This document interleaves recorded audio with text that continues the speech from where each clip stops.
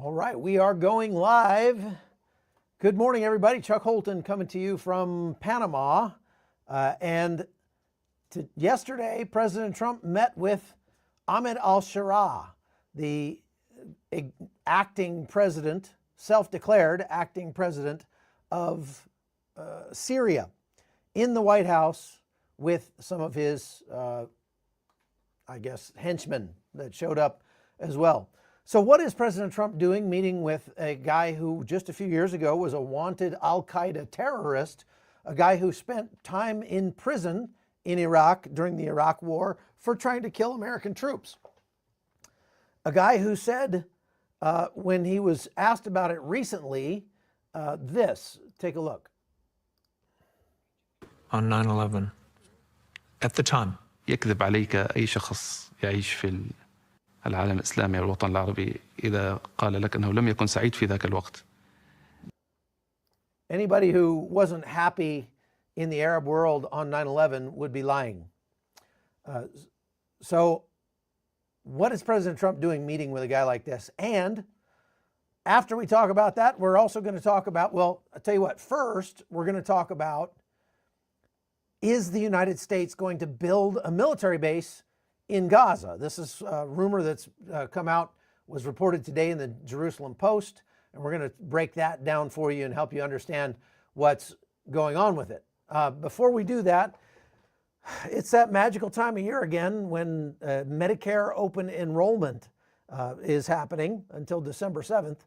That's that annual government circus where you try to figure out 24,000 plans written in some kind of legal code with a dozen companies calling you and pretending to be here to help. But let's cut the nonsense. Most seniors end up on the wrong plan.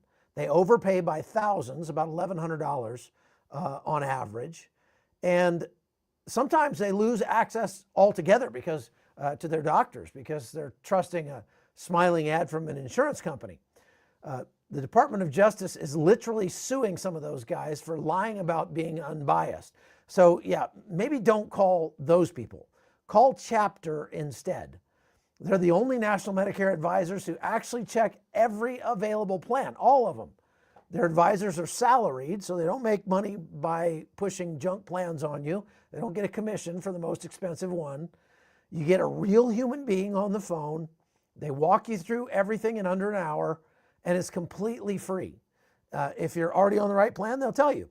So unless you enjoy wasting money and time, and you like beating your head against your desk and trying to do paperwork, call Chapter right now, and I'll put the number up on the banner over here. Let's see if I find the Chapter banner. Where did it go?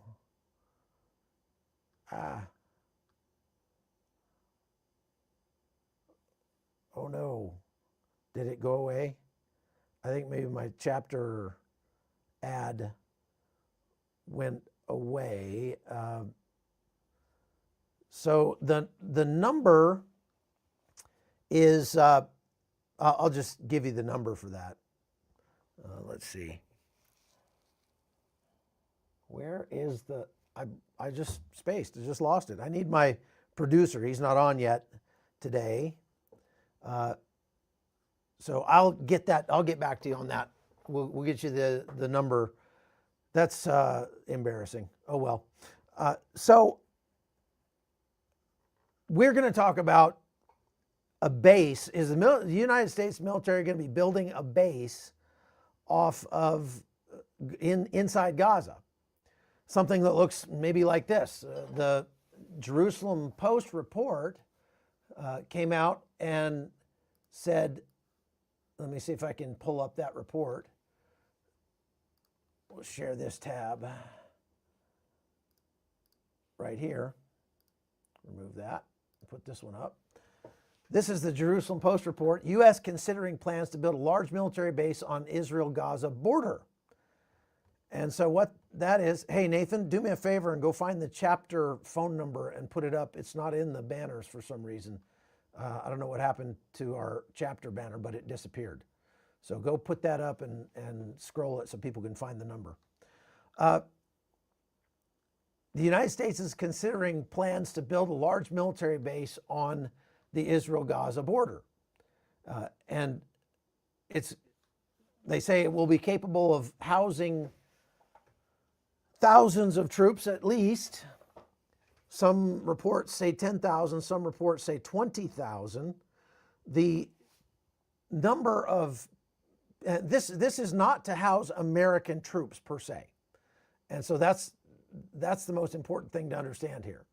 That this is not going to be 10,000 American boots on the ground or anything like that. The base that they're talking about building, number one, it's not going to be in Gaza. It's going to be next to Gaza in Israel, on Israeli soil. And it's there not to house American troops. It's there to house troops from the Gaza Peace Force that President Trump is proposing. So we're going to break down what all of that entails, because the Gaza Peace Force is, well, probably up to 20,000 troops coming from a bunch of different nations. And see if I can find, I think I lost where I had all those nations written down, but you're talking countries like Indonesia, the UAE, Egypt, of course. Egypt wants to lead the Gaza Peace Force. Turkey has said they want to be involved, but one of the things about this, according to the agreement, is that Israel has a veto in any countries that would be involved here. And Israel has already said that's a red line for us. We will not allow Turkish troops on Israeli soil in any way, shape, or form, including in Gaza. So Turkey cannot have a role in being a part of this force. All in all, they're talking about maybe 10, 15 different countries, including like Canada and countries like that, that will have troops there as part of this peace force. It will be overseen by the United States, according to the plan. And the United States has already established a peace force sort of coordination center just outside the Kerem Shalom crossing into Gaza. So, as you know, we do have U.S. troops on the ground in Paul Robles says, thank you. That's very kind of you, Paul. He was touched by the little girl we were helping. Can we get a gift for her? We are planning to go see them maybe today. We'll stop by there. So we'll pick her up some flowers or something and take her down. Thank you for that. Appreciate that, Paul. So this base, we know that there are already a couple thousand U.S. troops in Israel at the present time. They're not, by and large, anywhere near Gaza, or not too near Gaza. Most of them are at the Dimona site that's near Dimona, Israel, where we have a radar base that has a huge antenna array that feeds into the THAAD missile systems. We've actually had troops there for a long time. A couple hundred troops have been there for years, just running that base. It's much more robust now because we've moved in more THAAD missile batteries, Patriot missile batteries, and that radar base is very important for gathering intel on incoming drones and missiles to Israel. I don't know exactly how plugged in that system is to Israel's Iron Dome system. I know it is plugged in. I just don't know to what extent. I don't know if the United States troops there have to voluntarily, hit a button, intentionally share that information with Israel if they detect an incoming missile launch or something like that, or if it just happens automatically. You would think it would happen automatically, because if not, they are, sometimes seconds count when there's something like that happening, and they would need to know. One of the other things we're going to talk about today is yesterday, Iran threatening that in the next conflict with Israel, they will fire over 2,000 missiles in a day at Israel. Now that's quite a bit more than the couple hundred missiles that they were firing at the height of the 12-day war with Israel. It took place earlier. But we're going to talk about whether or not that's a real possibility. And spoiler alert, I don't think it is. I don't think Iran has the launchers to do that. So, we'll talk about that in a minute. Hey, folks, if you haven't done so already, do me a favor and post where you're watching from. I see people here from Israel and people from Los Angeles and Panama, Chicago, people from all over the place. I love to watch where people are coming in from. That's really cool. DFW, France, London, Oregon, Wisconsin, Nashville, Tel Aviv. Really cool. Excuse me just a second, I'm gonna get a drink.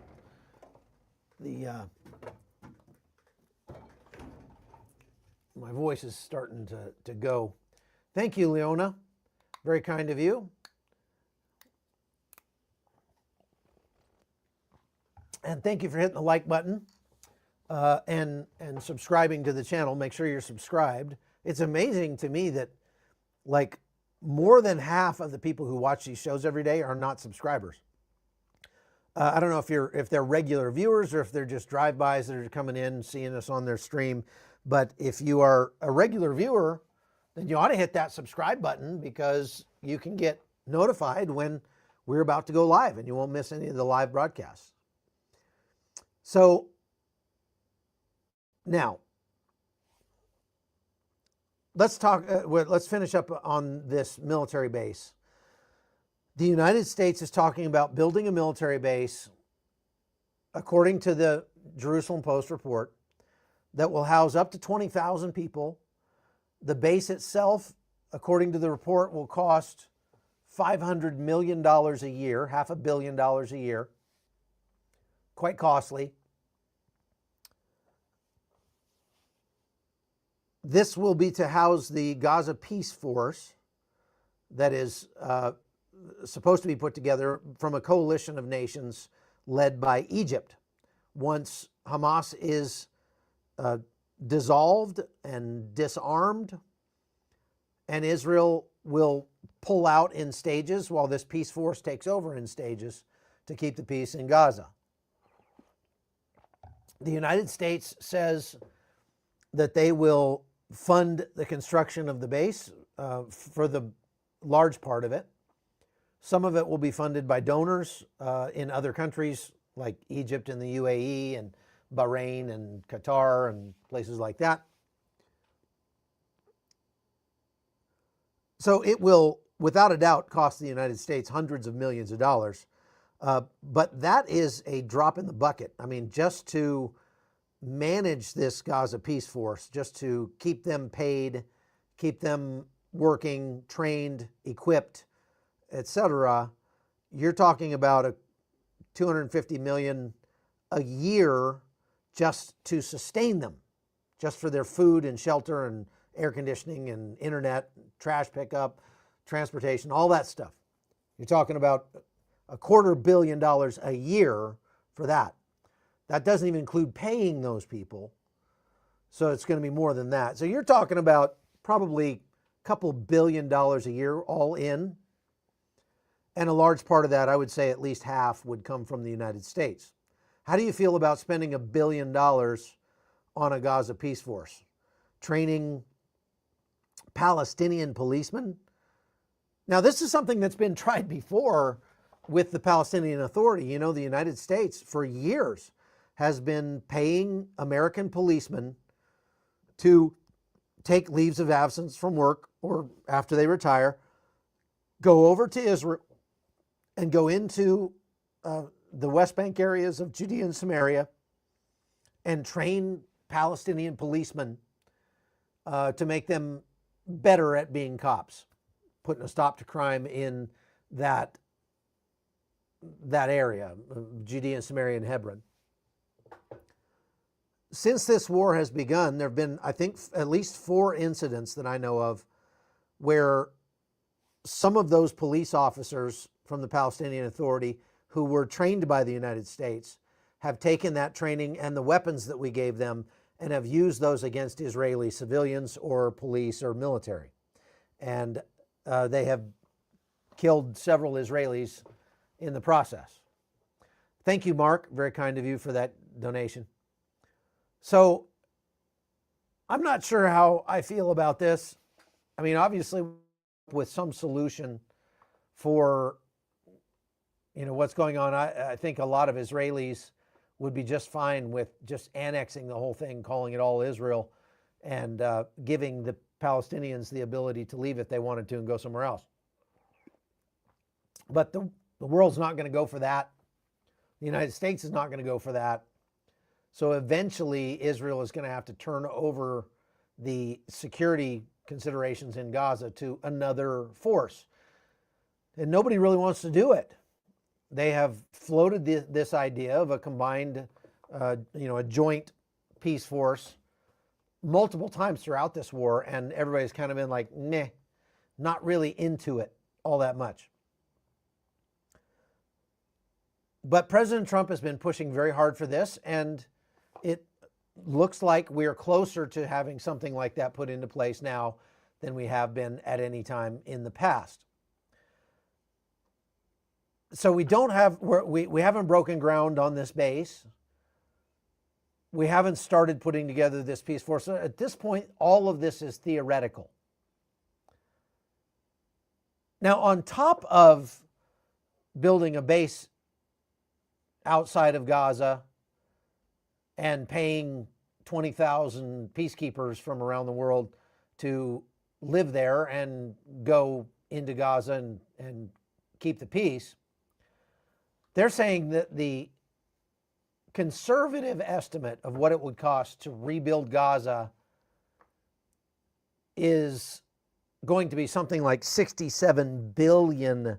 Now, typically those initial estimates are dramatic understatements, and they probably will be 2 or 3 times that amount when it's all said and done. Who do you think is going to be paying for all that? I would say it's a foregone conclusion that the United States will be a big part of paying for all that. So U.S. taxpayer dollars going to fund the rebuilding of Gaza. That's exciting. Now, this is going to be a long, drawn-out process. It'll probably take 7 to 10 years to rebuild Gaza. But in the meantime, they're going to have that force put together. So if they're going to build a base outside of Gaza for all these people, they're going to have to get on it and start doing it soon. I would venture to say that it would be far cheaper just to house all of these peacekeepers in hotels in the southern part of Israel. Just give them all-inclusive hotel stays. The Israeli government has been doing that for refugees from this fight, internally displaced people from the north and Kiryat Shimona and other places, from the south, anywhere near Gaza. So for a couple of years, the Israeli government paid for those people to live in hotels all across Israel. And Israel's small enough that even if they had to commute an hour to work when they go to work, that's not out of the realm of possibility. So that puts any hotels that are in like Ashdod or Ashkelon or Beersheba in the mix. And there's plenty. I mean, there's a lot. I typically building a military base from scratch, I did a little bit of research, and when we have had to build bases like this in places like Syria and Iraq, they run a good $250 million a year to maintain. It's a lot of money. Just back of the napkin math, it would be cheaper to use existing structures, or even, take over some warehouses on the northern edge of Gaza inside Israel, because down there it's a real industrial zone between Ashkelon and the northern border of Gaza. There's a lot of warehouses and agriculture, greenhouses, stuff like that down there. so they could maybe take over some of those existing warehouses that already have some infrastructure instead of just starting from scratch. I don't know if they're going to do anything like that, but I doubt it. They don't seem to consider saving money as a priority in any of the things that they do. So that's maybe not great. This base, if they end up building it, is going to cost a lot of money. That's just all there is to it. And this is all part of it. Now, seems to me, if the world was a fair place, the United States would contribute know-how, some consultants maybe, but this whole thing would be overseen by Israel. And if Egypt wanted to be a part of that, because they're going to have troops on the ground. The problem is you can't put American troops or even Israeli troops long-term in Gaza because you just make a target out of them. And there's no guarantee that if you put Egyptian or Saudi Arabian or Jordanian troops in there, that they would not be a target. The Palestinians will tend to, attack pretty much anybody that's in there. The other problem is that when you're giving money like this, number one, a lot of it gets siphoned off for, just corruption. It also, since money is fungible, it funds, okay, this thing gets funded, this base gets funded, and that frees up money for Egypt or for Jordan or for Gaza, for that matter, to do other things with. Some of those might not be in line with America's national security interests. So that's a problem. But look, nobody said geopolitics was easy. So we're just going to have to muddle our way through it. And I'm not going to criticize President Trump for doing his best to put something together, because somebody has to do something.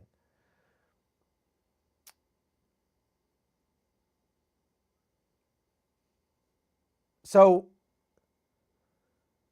we'll just have to keep an eye on this and see what happens. All right, let's move on to al-Sharah's visit to the White House yesterday. This is Ahmed al-Sharah, former al-Qaeda terrorist, shaking hands with the most powerful man in the world in the Oval Office yesterday. He brought along some of his henchmen who were, they're also known terrorists. I think I've got another picture here of, yeah, there it is. I got another picture here of the meeting that took place in the Oval Office. Some of these people sitting around al-Sharah are known bad guys. Had worked with the al-Nusra Front, for example, have worked with al-Qaeda. Certainly were all part of HTS. All three of those, the Nusra Front, al-Qaeda, and HTS, are all designated foreign terrorist organizations. Earl Gray says that meeting wasn't made public. Yeah, this is interesting because the White House has a Telegram channel and the Twitter handle and all that, where they put out videos, like 40 or 50 videos a day. Everything the president does. Putting out videos, putting out photos, putting out all kinds of information. And that's great. I mean, I love to see a transparent White House. They didn't put out anything from this meeting. They didn't talk about it. It was reported by the press, but the White House itself did not say anything about a meeting with al-Sharah. And that's likely because they know that al-Sharah is not a popular figure with many people in their base on the right in the United States. And it's telling, at least, that the United States, the White House, did not put out any video of this meeting whatsoever. Native Apache says, is one of those guys from Jordan. I don't see the king of Jordan or anybody in there. I didn't see anything about anybody from Jordan being there. It doesn't mean there wasn't. But there's been a lot of criticism, a lot of blowback on social media over this meeting. President Trump didn't talk about what they talked about, but al-Sharaa did. Al-Sharaa gave some phone interviews after the meeting and said that they had talked about potentially joining the Abraham Accords. What he said was, we're not even going to talk about joining the Abraham Accords until Israel gives up the Golan Heights, in which that's not going to happen. Guarantee that is not going to happen. So I think the likelihood of Syria joining the Abraham Accords is pretty slim. There's been a lot of hopeful talk about that by politicians around the world, but I just don't think it's very likely. What they talked about was the lifting of what they call the Caesar Act, which is sanctions that were placed on anybody who did business with Syria. Those sanctions were put in place to try to cripple Bashar al-Assad, not to cripple anybody who came after Bashar al-Assad. So President Trump had temporarily lifted those sanctions, and shortly after the meeting with al-Sharaa yesterday, he extended that exemption for another 6 months. Now, some people are saying, well, if he really wanted to lift the sanctions, why doesn't he just lift them completely instead of just giving Syria a reprieve for 6 months at a time?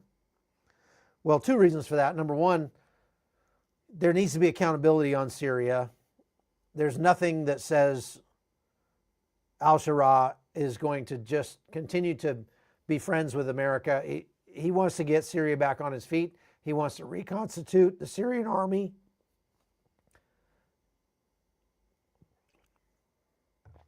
He, of course, wants to consolidate his control on Syria, in Syria, and over the SDF, the Kurds that are controlling the eastern third of Syria. He wants to control all that.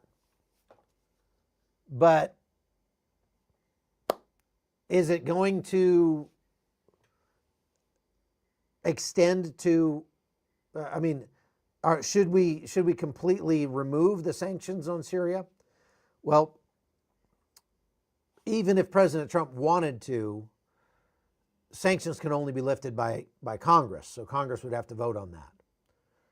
So President Trump is sort of doing what he is able to do without Congress. Isn't it amazing how for years now presidents have had to just use the executive order function to get around Congress because Congress is so gridlocked and worthless. They can't pass anything. I mean, they're just a sink, a big hole that we pour money into every year, hoping something will change, and nothing ever does. Somebody, Bushcraft says, ditch the entire Middle East. Look, I've made this case before. The United States either will be a global superpower or we will not. If we want to be a global superpower, we have to be involved in the things that are happening outside the United States. If we don't want to be a global superpower, then we stop trying to influence what's happening outside the United States, then someone else will do it. And those someone else will be China, Russia, Iran, Turkey. So if you're saying we should forget about everything else in the Middle East, just forget about it, leave those people their own devices, let them fight it out, what you're really saying is, I would rather that China and Russia were the ones who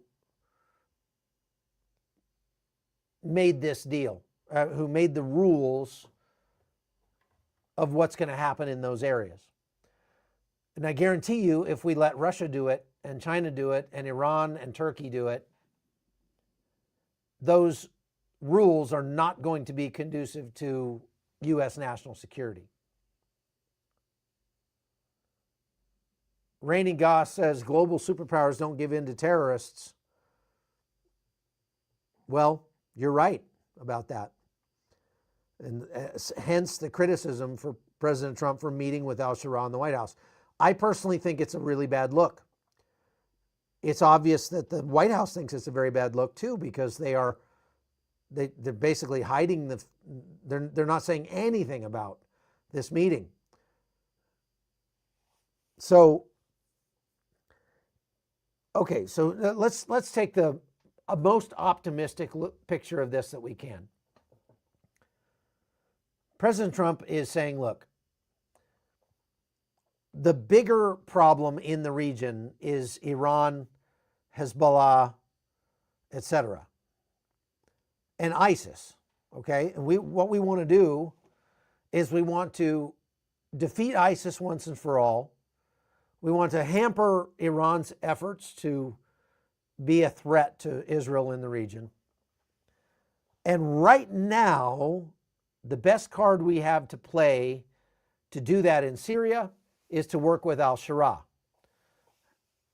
The GSS forces in Syria under al-Sharaa have recently conducted more than 60 raids against ISIS targets all across the country, from Aleppo down to Deir ez-Zor.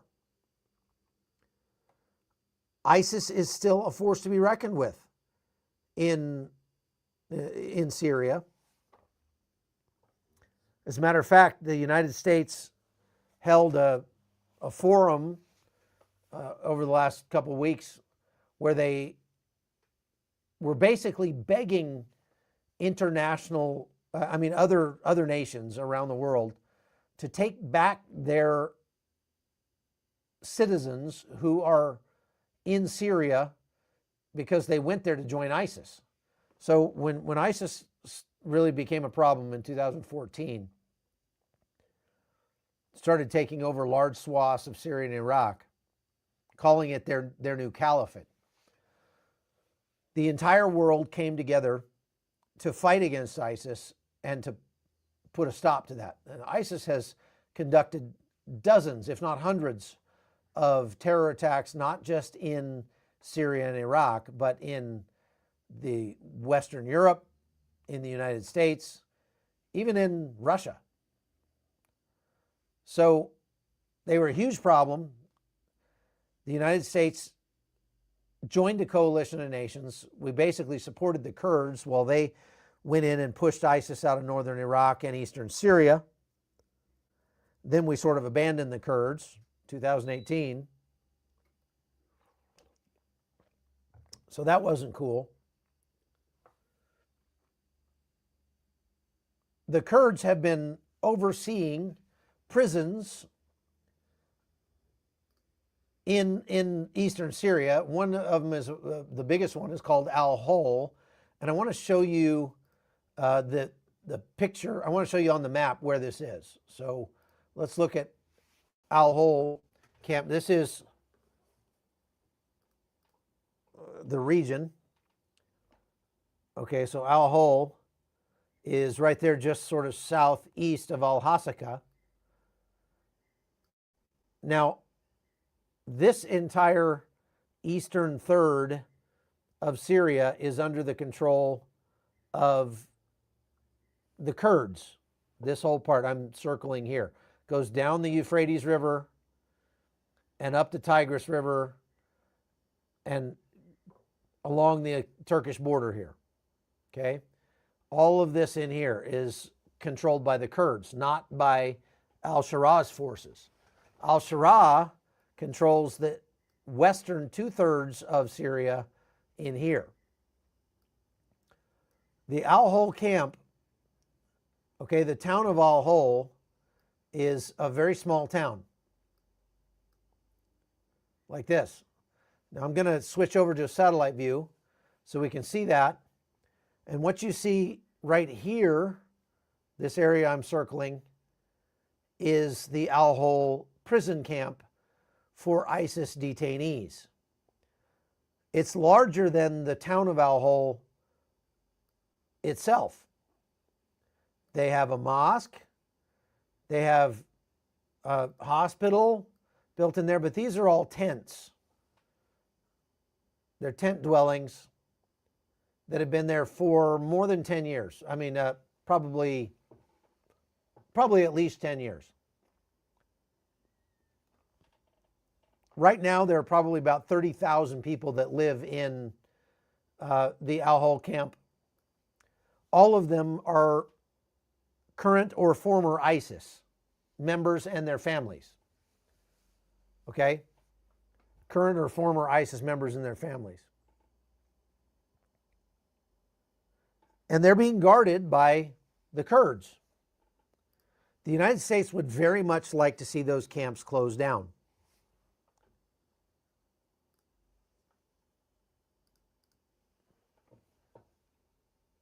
Those fighters and their families, they're probably half of them in there are kids. And they've grown up. They were born in the camp. They've grown up in that camp. They've never left that camp, which is horrific. I mean, the pictures of it are terrible. I've been to it. I visited the camp a couple times. So the United States is, and a good percentage of the people in that camp are not Syrian. They're not Iraqi. They're from other countries around the globe. They're from Europe, from France, from Germany, stuff like that. Thousands of them. So the United States is trying to get France and Germany and all those other countries to take their citizens back. And look, if you don't want to have ISIS members in your country, we understand, but it's very expensive and dangerous to have them in this camp because it's a hotbed for radicalism. And that's what this admiral had to say in this meeting with trying to push other countries to take their people back. I'm going to show you a couple minutes of this this meeting so you can understand what they're saying. Thank you very much, and your excellencies and representatives of the international community. It's an honor to address this assembly on an issue demanding our immediate attention: the repatriation of nearly 29,000 displaced persons and 9,000 detainees from Syria. This is a difficult task, but I know that collectively we can make a difference. Earlier this month, I visited al-Hol in person and saw firsthand the need to accelerate the repatriations. This was my fourth visit to the camp in the last 2 years. There has been progress for sure, and I look forward to supercharging this effort together with all of you. Regarding ISIS today, from a military perspective, I can tell you that we've had huge success. Since 2014, 18 nations, many of whom are represented in this room, joined under a combined Joint Task Force Operation Inherent Resolve to halt ISIS's brutal caliphate. Military pressure continues against ISIS at large, but it does not resolve the threats posed by detainees or displaced persons remaining in these camps. To be sure, ISIS remains significantly influential in displaced persons and detainee camps. This is a fact. This is a reality that must be addressed. In the 2022 Hasaka prison break, ISIS succeeded in freeing hundreds of its fighters and continues efforts to break out more even today. This is just one example of why accelerating repatriations is both a strategic necessity and a humanitarian imperative. This problem will only get worse with time. So what they're saying is that we've got to get these people out of this camp. We got to shut that camp down. There's another camp in Al-Hasaka that I drove by the last time I was there in March of this year. There are three separate camps where they have ISIS. There's one in Qamishli, the al-Hol camp, and one in Hasaka. All told, there are like 40,000 ISIS fighters and their families. Of the actual military-age male fighters, you're talking about 9,000 to 10,000. Repatriating them is, I mean, sending them back to their home countries would be the best part. Problem is, a lot of those guys came from Chechnya and Dagestan. Chechnya and Dagestan are not going to take them back. Those are parts of Russia. They're not going to take them back. I've talked to many of the ISIS families in those camps. They, by and large, would love to go anywhere except that camp because it's hellish. It's terrible. So it's a worthy goal to try to get these camps shut down. But if they shut them down by just releasing the ISIS fighters into Syria, then Syria's going to have a bigger problem. So the United States has been trying to put together a deal with al-Sharaa and his new interim government. Even though this guy, remember, he's not elected. He just took power in a coup and declared himself the president. We always point that out. The United States has been trying to work with what we've got there to try to put together a coalition that will defeat ISIS once and for all. They are a bigger problem than HTS, than al-Sharaa is right now. But the concerning thing is that very often the enemy of my enemy becomes my problem. And so I want to talk about that.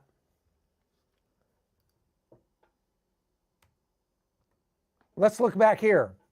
World War II, partnering with Hitler, or with Stalin to defeat Hitler. Hitler was a bad guy. Joseph Stalin was a mass murdering dictator of the USSR. Short term, it worked. We defeated Hitler, we defeated Germany. The Red Army helped significantly with that. They lost more than 12 million men. But long term, it led to the Cold War, the nuclear arms race, and ended up being very, very expensive. So I'm not sure that we would call that a win. We would have eventually defeated Nazi Germany. It would have cost us more in the short run, but it would have cost us a lot more in the long run. It did cost us a lot more in the long run. In 1972, Richard Nixon split the communist bloc, or tried to isolate the USSR away from China. He worked with Mao Zedong, who was responsible for millions of deaths inside China. Short term, it was okay. Long term, it made China into the rival that it is today, into the adversary that it is today. So it's become sort of a strategic headache. I'm not sure you would call that one a win either. In the 1980s, the United States worked with the Mujahideen. The goal was to, again, counter the Soviets. We partnered with Islamist insurgents. Some of them had very pro-American agendas, and some of them did not. It ended up being successful in the short term. The Soviets were kicked out of Afghanistan at a great cost to them. But it led to the extremist networks that became al-Qaeda, that we eventually had to go and fight for 20 years in Afghanistan. So while it was a tactical victory on the battlefield, the strategic victory is much more muddy. Supporting Saddam Hussein for 8 years in the 1980s. We wanted to contain Iran. So we partnered with Saddam Hussein, who we know was a brutal dictator. It did weaken Iran. Long term, though, Saddam turned into the aggressor and a Gulf War followed. I think this example is the best example that we can look at in gauging what might happen with Ahmed al-Sharaa. So we work with Ahmed al-Sharaa now to defeat ISIS because we don't want to have a lot of U.S. troops on the ground. And so we're going to use Shara's forces to fight ISIS rather than our own forces.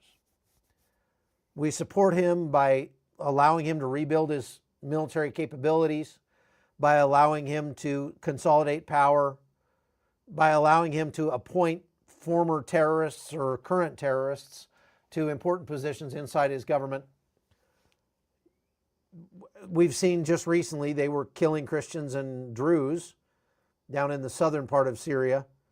So basically, if we keep this guy close to us, maybe we can keep him from working out all of the jihadi goals he might have in his head. But what is the long-term cost going to be of this? What I can see happening is Ahmed al-Sharaa just deciding, I'm not going to play games anymore. I've already rebuilt my military. I've consolidated power. Our economy is booming. We've rebuilt much of Syria. And now we're going to move away from the United States and we're going to become an adversary to the U.S. once again and an adversary to Israel. So I think there's a great risk long-term in partnering with somebody like al-Sharaa. And there's no two ways about that. All right, I want to get to our questions. Thank you, PC. I appreciate all you do for the hot zone. Allison says, does Israel want a military base built in their land? Well, I think they will agree to it. Otherwise, we wouldn't be floating the idea. They have said we're not going to allow any Turkish forces on our property. That's for sure. Cheryl Miller says, I'm too low on funds right now to send Leah a monetary gift, so will you bless her bigger by telling her that Cheryl is still praying for her? We definitely will tell her that there are many, many people praying for her, without a doubt. KP1 says, I notice that reporters in Israel are always cite the U.S., the New York Times as their source. Why is that? The Times always seems anti-Israel. Doesn't make sense to me. It's a good question, KP1. The New York Times has reporters on the ground. I've run into them many times, and they have been pretty adversarial to Israel, even when the IDF allows them in. Like when I went to Gaza, there was a New York Times reporter there with us, and she was just very down on the IDF, even though she got in with the help of the IDF. So it's a good question. Jake says, Jerusalem Post says thousands of U.S. troops will be stationed here in addition to Board of Peace troops. Is this true? Well, the thousands of troops they're talking about is the Peace Force troops.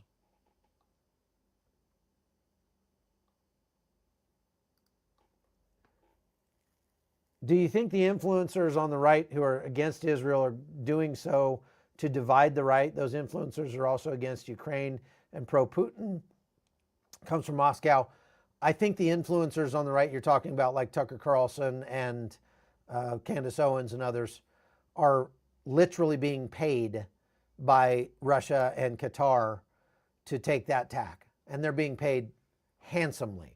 There are foreign agent, they call FAFO findings, FARO findings, Foreign Agents, FARA, Foreign Agent Registration Act. There are FARA findings that show that these people are being paid, people like Scott Ritter, for example, being paid by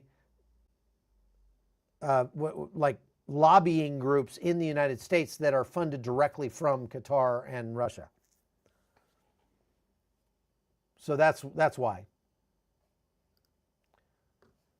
Allison, so the U.S. is paying for that, not even paying for government military here. Yep, that's the plan. Mama Marissa says a handful of IDF have been caught in a pretty bad way with Palestinian prisoner. How will this affect their PR and support? What you're talking about are leaked videos that purport to show the abuse of a Palestinian prisoner, including some pretty disgusting sexual abuse. If that happened and the investigation shows that these guys were actually involved, well, then they definitely should be prosecuted and likely will be prosecuted. There are some IDF troops that are in prison right now for war crimes that they committed during the war. The problem it goes much deeper, though, because the attorney, I think is the AG in Israel, who leaked the videos, obviously was not supposed to do that. She has been arrested. She tried to commit suicide. She's been fired from her job, and she's going to be prosecuted for leaking those videos. Now, I watched the videos, and the stuff I saw did not conclusively show that they were abusing. I mean, they slapped the guy around a little bit, but he was being belligerent. But they didn't show the stuff that they say happened. Nevertheless, all the press jumped on it and used it to lambaste Israel. I don't think that there is widespread abuse of Palestinian prisoners in Israeli prisons. There's just not a lot of evidence to support that. CWH says, how do you trust anyone who is taught to practice taqiyya with the infidel, and we are the infidel? Yeah, you shouldn't. Biblical Value says, why do people have to be subscribers to be allowed to comment? Because we get a lot of drive-by trolls. If we open up the comments to everyone, to anybody, we get a lot of trolls. We get a lot of just, free Palestine, all these ridiculous people. So it helps to cut down on the riffraff to make you have to invest something and subscribe in order to be able to comment. Why can't they relocate the Palestinian population out of Gaza, Bill asks, and go with the idea of making a beautiful resort area on the Gaza coast? Well, number one, there's nothing beautiful about Gaza, and you're going to have a hard time making Gaza a beautiful resort area. At least personally, I really do not. I do not enjoy desert. So even in Eilat, which is a resort area, or the Dead Sea, which is a resort area, or places like Sharm el-Sheikh in Egypt, the resort area, they're all desert, desert, desert, right down to the water. Not real appealing to me. Doesn't excite me at all. So the reason they can't relocate people out of Gaza is just because the United States and the rest of the world is not going to stand for it. They won't allow that to happen. I mean, forcibly doing it would be ethnic cleansing. Point, period, end of story. And ethnic cleansing is bad. Giving people the option to leave is not ethnic cleansing, although a lot in the media like to say that it is.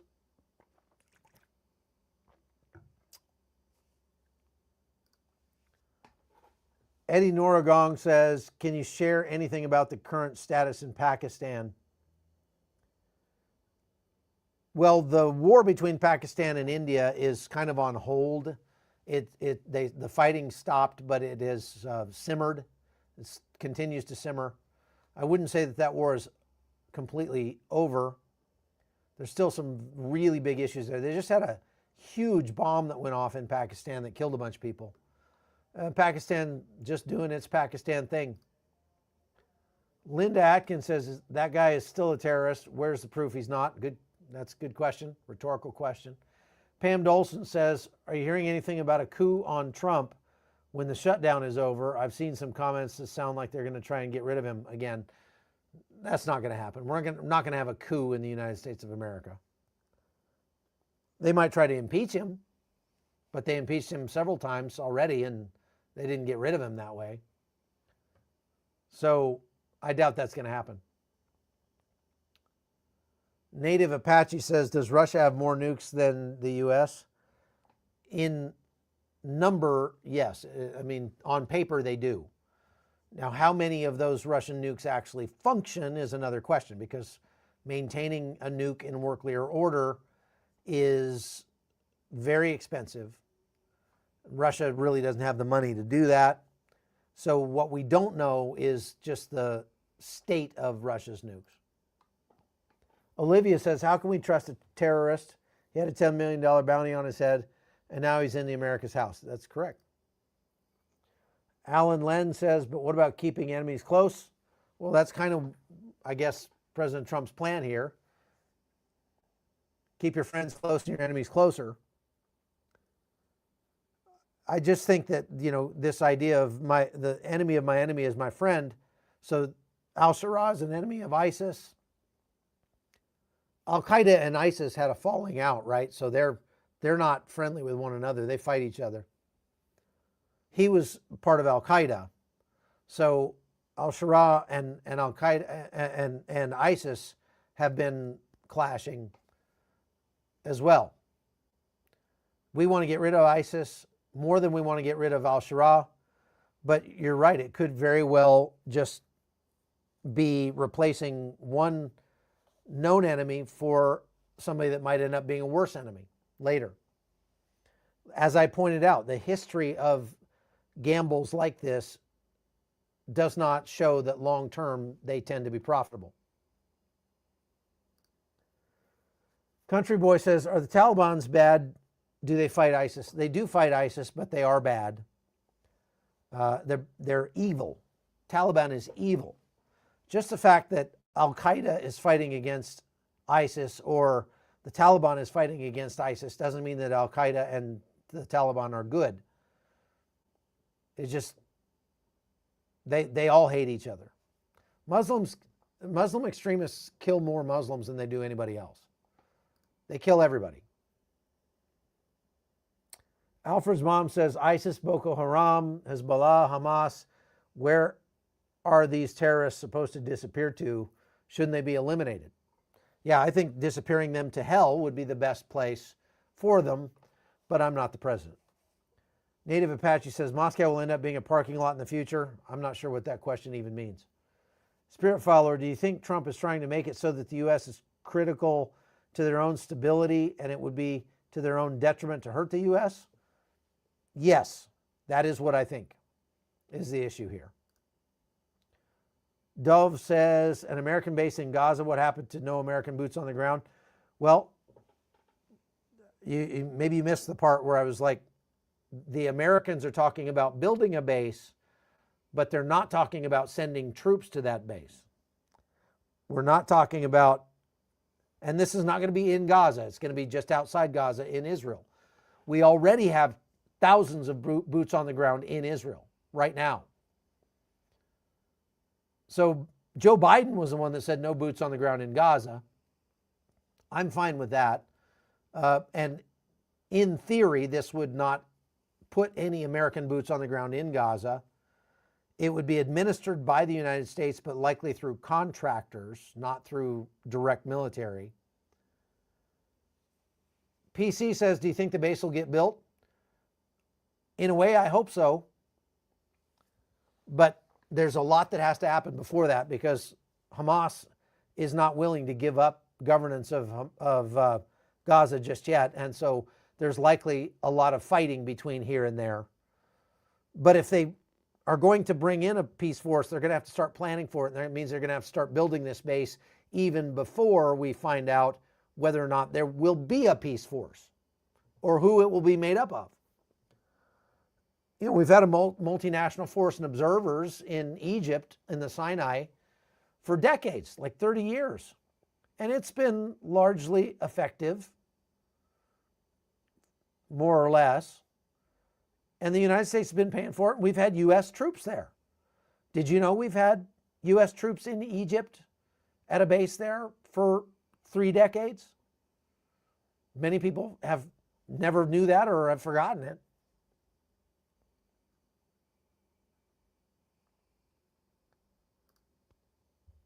Dove says, who's in the Gaza Peace Force? Well, I mentioned there's about 20 countries that have talked about being a part of it, from Egypt, Jordan, Pakistan, Indonesia, even Canada. So a lot of different countries, Sri Lanka, stuff like that. But not the United States. Jacqueline Lambert said, I saw a statement from the new mayor-elect of New York saying he will arrest Benjamin Netanyahu. Good luck with that. That's all I have to say. It's not going to happen. Nick Ross says, how can Scott Ritter be taken seriously after being wrong again and again and again? I don't know, but he's got a bigger following than I do. So, I don't know. I think there are a lot of people out there that really want to believe the things Scott Ritter says. That it would reinforce their worldview to believe him, and that's why. Lone Wolf says, aren't you worried terrorists are invited to the White House? Those people would kill us all if they could. They certainly would. Sylvia says, what's the situation with Hamas stuck in the tunnels in Gaza? They are still stuck in the tunnels in Gaza. Israel is saying the only way we're going to let them out is either in a body bag or on their way to jail. Consequently, Israel, the Knesset also just passed the initial reading of a bill that would allow, for the first time ever, the death penalty in Israel for terrorists who killed Israelis from October 7th and other times. So if they come out and surrender to Israeli forces, there's a good chance many of those guys, if they end up passing this law completely in Israel for the death penalty, will get the death penalty and be, summarily executed, most likely in a way that's much more humane than they deserve. The United States is, I guess, pushing Israel to allow these Hamas fighters to leave their tunnels and go into the areas of Gaza that are under Gaza control still. Under Hamas control. That would be a very bad idea, obviously, for Israel, because then Israel is going to have to fight those guys at some point in the future. Better to let them expire in these tunnels and leave it at that.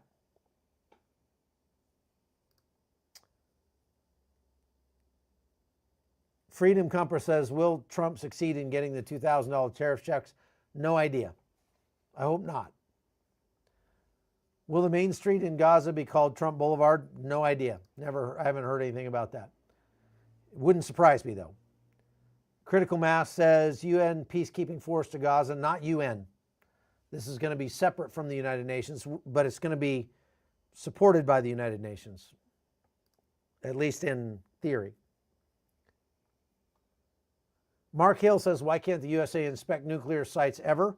Well, because we don't really need to, because we don't need to worry about Israel nuking just anybody. Israel's nuclear policy would only be defensive in nature, would likely be directed against Iran if that were the case. So there's not really any need, because we're not worried about Israel having nukes. That's why. Kendra says, who's going to pay for that land? Is it part of Trump's plan to own Gaza? Kind of part of his plan, but his plan is not to own Gaza. He mentioned that, but Trump, he says a lot of stuff, and most of it doesn't ever come to pass. So I don't know that anybody would have to pay for the land per se. I think Israel would just give them the land to put this base on. And it's supposed to be a temporary base. It's not going to be permanent structures by and large. It's going to be tents.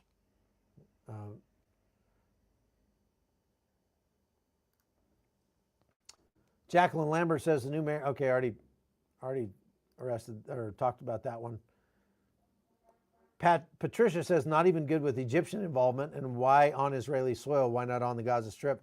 I just think that from a logistical standpoint, they're going to want to have it in Israel, because then they'll have access to water and supplies and everything. It'd be much more expensive to put it inside Gaza. And if you put it inside Gaza, then it becomes a target for terrorism much more than it would be if it was in Israel. There's lots of land around Gaza that's open that they could put it on, so that's not an issue. Cheryl Miller says, is not terrorism evil even if called by another name? That's a loaded question. Of course it is. Phoenix design guy says, what's the story on this arch Trump wants to build? I'm not familiar with that. I don't know. I don't know what you're talking about. Reported by the Israeli guys, May 31st, 1962, Adolf Eichmann was hanged in Israel. He was the first and to date the last. Yes, this is true. Oh, now, before I go, I just wanted to talk about one more thing. Let's get to this last comment or last question. Victor says, why is it the Middle East has always been a hotbed of instability as far back as I can remember? Well, it's biblical. The Bible promises such. And it will always be a hotbed until, as I think Golda Meir said, until the Palestinians love their children more than they hate Israel. Until they can learn to love their own children more than they hate their enemies, this is going to continue. Thank you, PC. I appreciate that. £9.99. I don't know how much that is in American money, but thank you. I appreciate you. Okay, one last thing I wanted to get to, and that is Iran said yesterday that if they go to war with Israel again, that they'll be firing 2,000 missiles at once at Israel. And everybody got really wrapped around the axle about that. Oh my gosh, you know, Iran is rebuilding its capabilities and it's going to wipe out Israel. Here's the problem with that. Number one, Iran can't even keep the water flowing. They're about to have to evacuate the capital city of Tehran because they're in such a severe drought. They've got no water left. They're already having to do, you know, sort of rotating water. We turn the water off for several hours each night. They have been trying to rebuild their military capacity. However, it's not about how many missiles they have. It's about how many launchers they have. Israel heavily targeted their launchers during the first war, and it's not very likely that they have more than about 200 launchers. So they're not going to be able to fire 2,000 missiles at Israel at one time. It's just not realistic. They couldn't build that many launchers in the near future. It would take them decades, most likely, at the rate they're going. So just don't worry too much about Iran launching. Look, Arab Muslims and Persian Muslims, they always talk a big game. In the Arab world, your bark is always bigger than your bite. They are the world champions at talking smack. But Iran was talking smack like that before the last war that took place this year. And they found out. They were devastated by the Israeli attacks on their country in just 12 days. And it would get a whole lot worse for Iran if they tried another round with Israel, and they know that. So it's not likely that they're going to attack Israel anytime soon. Israel may attack them before they attack Israel if they believe that Iran is getting to the point where they pose a military threat, or if they're reconstituting their nuclear capabilities to a great extent. Apparently, they're starting to build another underground bunker system. So that might get hit by Israel before too long. We'll just have to wait and see. All right, folks, I am leaving tonight, and I'll be traveling over the next 24 to 48 hours on my way over to Armenia.